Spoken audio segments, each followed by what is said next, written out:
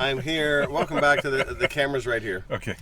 Welcome back to this episode of Hobby of Hours. Testing to see if we can get CMoney's approval to do a video in the car.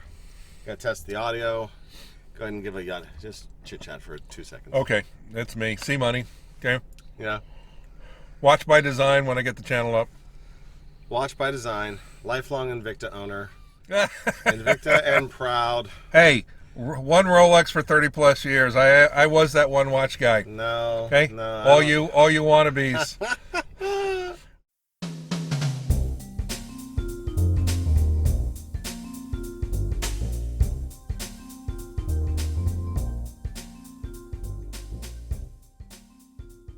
I am still lost in California. I don't know how people found their way around before GPS. Okay, Thomas guide, but are you having to pull over every couple miles and look at it? Point being, I could have certainly been in multiple time zones, and me without a watch because someone is borrowing it at the moment, and I can't even get any of his watches on my wrist because they're all sized for a man hand, and I don't have one. So point being, we're going to look at some GMT watches today, some pretty epic watches in of themselves, but also a pretty epic story from an epic storyteller. And here we have it, Curt's GMTs. Very auspicious occasion, 3 GMTs, 3 time zones on some of them. Curt, what are we looking at, brother? All right. Professional pilot, and I love the GMT complication. Sure. And we have my Rolex 16750, purchased new in '83 while I was a young Marine pilot. Got it in Hong Kong at the China Fleet Club. This one? How did this one That's come my vintage, somewhat semi-vintage. Modern vintage. Modern vintage, yeah. Glycine Airman pre-Invicta. Right. And that was kind of a replacement for my GMT when I found out, and I got it appraised. How much it was worth? Yeah, yeah. I took it in to be serviced. My master watchmaker and I agreed on about a $4,000 price, Overhaul? and then Yikes. I came back the next day and said, put a 1 in front of the 4.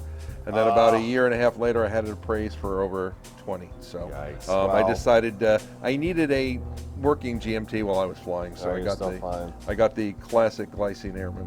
And then something else happened. Speaking of the over 20 set, what have we here? Well, what have we got here? That was my retirement watch, and I am a Rolex. I'm not a fanboy, but I do appreciate the brand, and I was looking for that one retirement watch. It came down to 2 or 3, ultimately down to 2 watches, and this was just kind of fate. I was actually in Hong Kong. I was at my local boutique on the list for a black dial steel Sky Dweller, and they hadn't come through, and I happened to be in Hong Kong on December 31st, so of 2019, and the day before the price increase. Walked into my the best day, right? Walked into my favorite boutique in Hong Kong, and was talking to the gal there who I know real well, and she was basically telling me that if you think the waiting list is bad in California, it's worse here in Hong Kong. But oh, by the way, we got a 2-tone black dial in 2 hours ago, and it won't be here in another 2 hours. Would you like to see it? I said, see it, I want to buy it. That's what's happening. All right, so these are, the Glycine is probably known to some folks. The GMT is certainly world-renowned. A lot of people don't get their hands on this watch, so let's go ahead and pick that sucker up and show us how that Commander, is it called the Commander bezel or the Command bezel? Ring Command bezel. Ring. Okay. Show us how that works and what the heck's going on. All right. So that's one reason I got this watch. I absolutely love this interface. I mean, I've always loved the date just look. Yeah. Okay. So this gives me date just aesthetics. Okay. Right. With a bezel that actually works, so instead of a decorative functionality. Yeah. So it actually works. So this has been covered in a lot of videos before, but I'm not a big fan of pushers because that takes the water resistance down. Of course, this is a 100-meter water resistant watch. That's pretty amazing considering its dressiness factor. Yeah. So what you have is you've got a crown that unscrews, typical Rolex. Okay, first position is your winding. Okay. Right. And then you've got a second position. Okay. Yeah. And when the ring command bezel is all the way clockwise, okay, is a neutral position. So this does nothing. Okay. So that's your neutral. Okay. Okay. When you so the crown is in position 2 right now. Yeah. Okay. It's in position 2.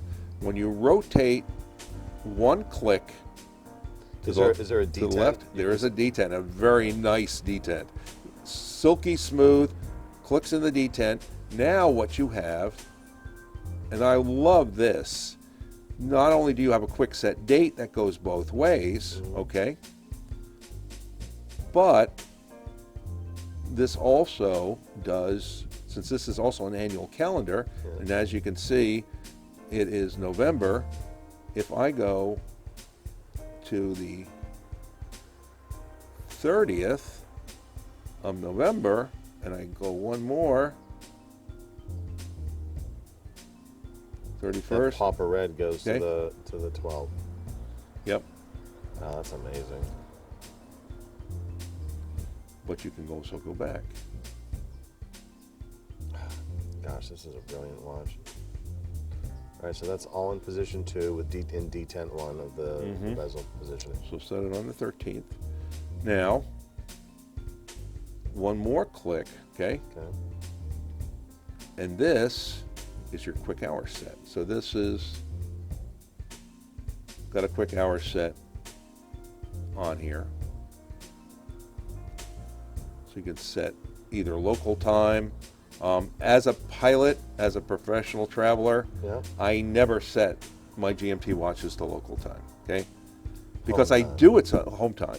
No, local time when I go. So say I go to Hong Kong or I go to London, okay? I leave my watch main hands at home time, okay? I do everything. Gotta call your missus. Know if she's awake or not. I do that on the GMT, okay? I know if it's day or night, if I'm in London or Hong Kong, because I've done this so often. Okay. Your hotel room has a window, and as a pilot, you always have a window. Yeah. Well, yeah, but I mean, I've got 24-hour time for either London or Hong Kong time here. Okay. Right. So one more click counterclockwise, and like I said, you have your quick hour set, and then the third position, okay, is hacking, and it also moves both the hour, minute, and the GMT hand. So you can set the time, okay? Like I said, a couple ways to do this. The average person will have home time on the GMT, okay? He will get to his destination. He will set the quick hour hand to the destination. Most airline pilots I know keep their home time as the main time. And they use the GMT. That's not what the others do. Well, they're not professional pilots, nor are they professional travelers. They are. Okay. That's funny. Like, I don't do it that way. I always set the main time to where I'm at because that's where I know where I'm at. Like I said, when you're in 3 to 4 times a month, when you're in Hong Kong, London, Sao Paulo, and Tokyo. It's kind of like that seated Fight Club. It's just something you get used to. Okay. Is it any better or any worse? It's just I don't have to move anything typically. So anyway, you know what's going to happen if I ever buy one of these? I'm going to have to watch my own video again to see how to use it.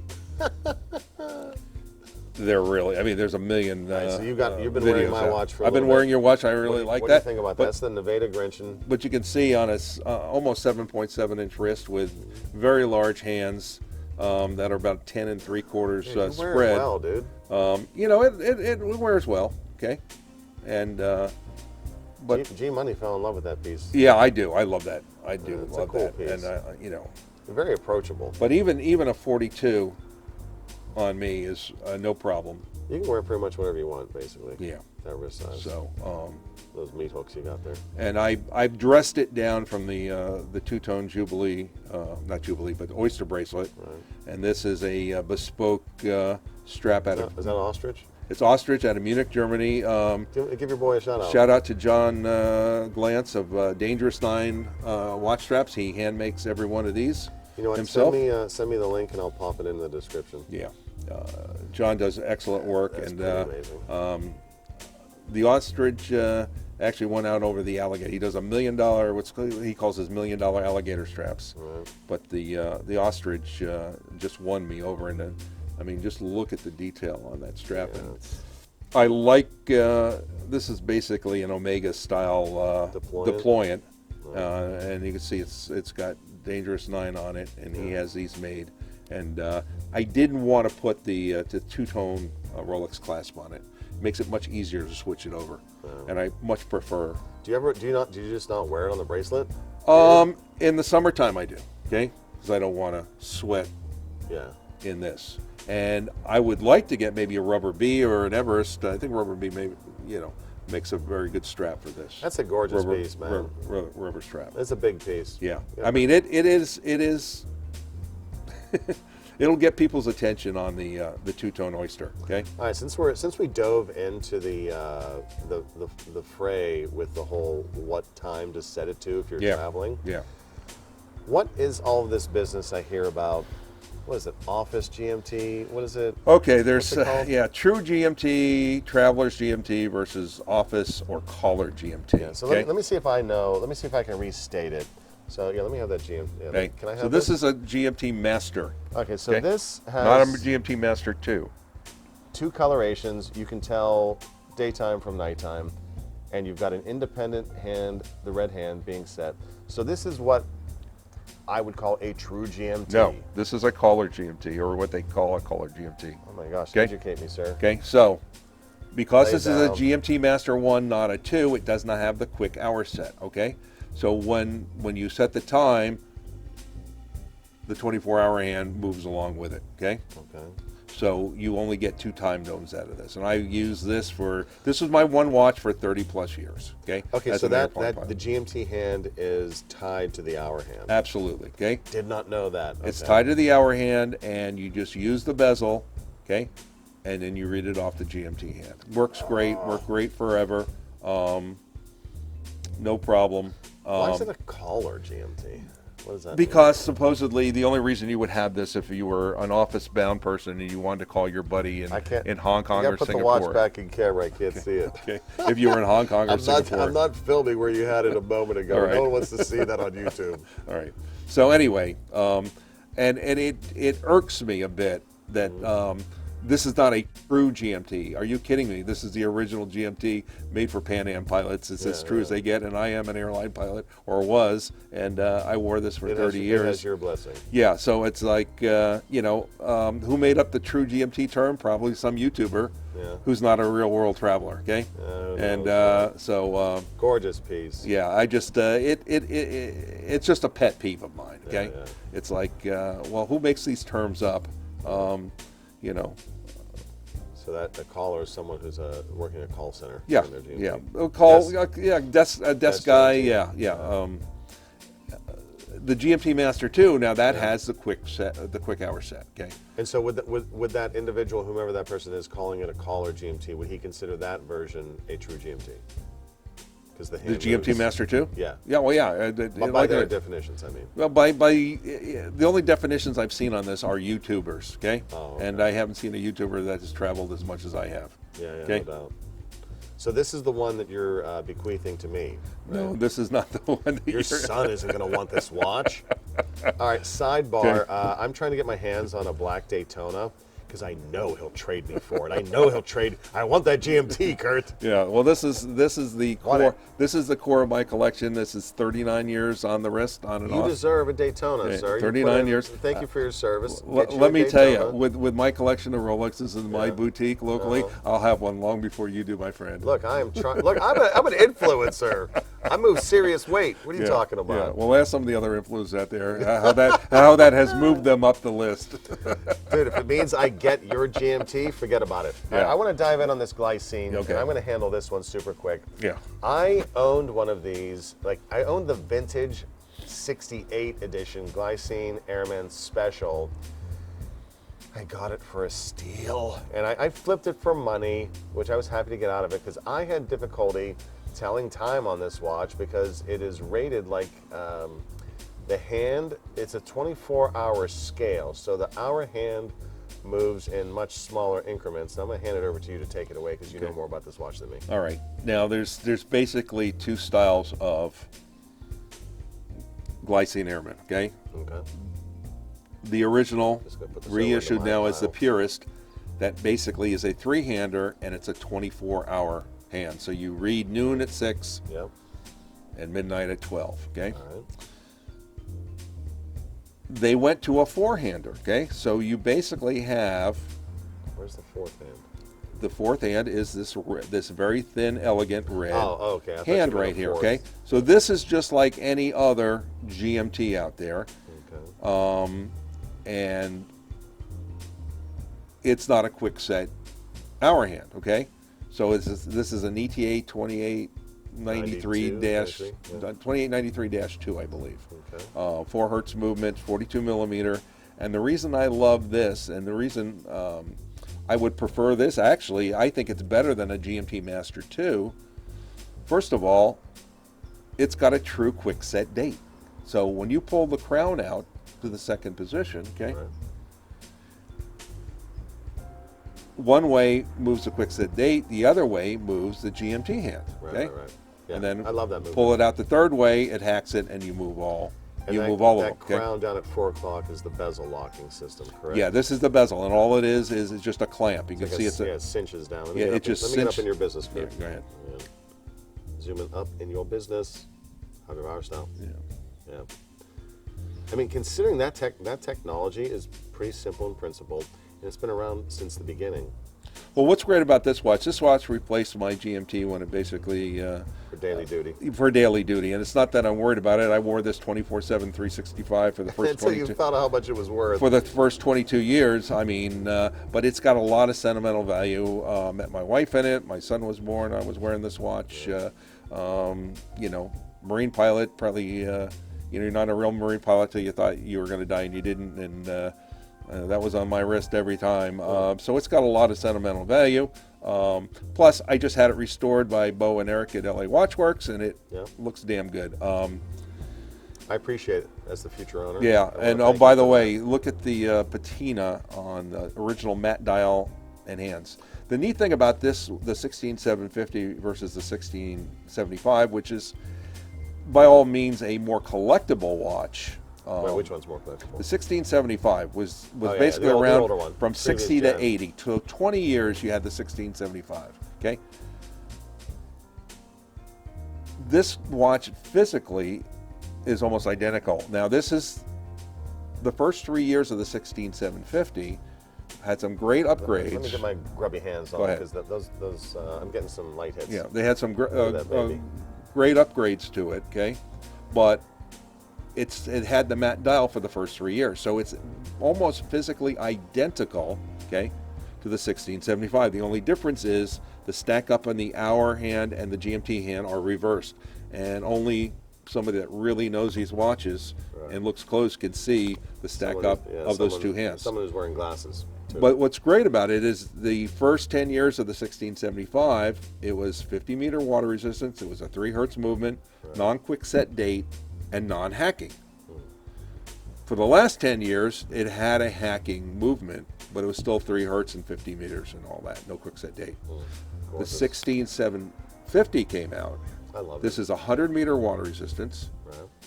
It's got hacking seconds. It's got a quick set date, and it's 4 hertz. So this is by far, for the same aesthetics as a 1675, Far better watch. far superior watch. Okay, and it's still got the drilled lugs. It's got the hollow end links, hollow center links, but Love as me you them can drilled see, lugs. you know, 30 years pretty much on the wrist. yeah, It's feel got it some. down here? It's got some stretch. A little bit of stretch. Okay, little but stretch. it still looks pretty good. And I could have had this done by Mr. Young in Hong Kong and redo it, but you know, after talking to a couple good YouTuber friends of mine, I decided, Keep it. you know, I'm just going to keep it original. All right, let's boil it down. You've got 3 GMTs, sir. If you could only have, here, plop that one right down there, thereabouts. If you could only have one of them, let's say that some random guy you met in Vegas just shows up at your joint and walks off with 2 of these, but he lets you pick which one you get to keep. Which one's it going to be? All day long. No, that's the one he wants, though. No, he ain't getting that one, okay? All day long. Look, this is your retirement watch. That doesn't matter. Doesn't matter. This is 39 years on the wrist, okay? This has every memory of my life as a pilot almost, from not quite the start. I mean, I started flying at 70, but, you know, I started flying in college. 70. Wow, no. Time traveler. In you fly time machines? 1970, I started flying, and then I started flying in college in the late 70s, 77, 78, and then I started flying in the Marine Corps in 79, and then I got this watch in 83. So well, thank you for your service, and thank you for inviting me to your beautiful home, sir. Had a blast here, and as always, I always have fun talking watches with you, dude. And just so you know, just for letting you handle this watch, you're going to have to leave this one with me. I think it's time to cut. Cut. Security. I do love this watch. I knew you would. At 38.5 millimeters. I knew this is just such a cool watch.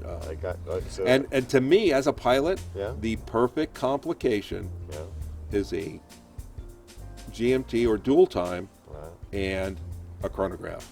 And so this sort of makes it. If it was a GMT, it'd be almost perfect. My favorite pilot watch is Patek Philippe. That's a world timer flyback chronograph, but at over $100,000 retail. We'll save that one for and another in a platinum, episode. it's not happening anytime soon. All right. Well, thanks for coming along on the ride, brother. I appreciate you, dude. All right. One last look at my new GMT. Thanks, Curt.